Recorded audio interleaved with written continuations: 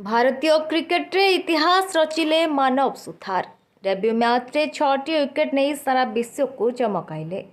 भारतीय क्रिकेट को मिल जाइछि आउ जणे नुआ रॉकेट। निजर प्रथम टेस्ट मैच खेलुवा 23 वर्षर युव स्पिनर मानव सुथार अफगानिस्तान विपक्ष में एमती एक बोलिंग करिसेंती जहां आज पर्यंत बड़ बड़ दिग्गज बॉलर भी करि पारि नथिले। मानव कही विश्व रेकर्ड विषय जानिले आपण भी गर्व करिवे। आज्ञा हाँ, टीम इंडिया रे प्रथम थर पर सुजोग पाइथिबा मानव सुथार निजर डेब्यू टेस्ट इनिंग्स रे ही इतिहास रचिछंती। से मात्र 22 ओवर बोलिंग करी 33 रन दे 6टी विकेट चमकाइछंती। सबुठ बड़ कथा हेउछि ए समय तांकर इकोनॉमी रेट थिला मात्र 1.5, जहां टेस्ट क्रिकेट रे एक अविश्वसनीय प्रदर्शन। अफगानिस्तान बैट्समैन माने मानव को स्पिन जल एमती फसी जे कहा पाखरे भी तांको बॉलिंग रो कोनसी जवाब नथिला।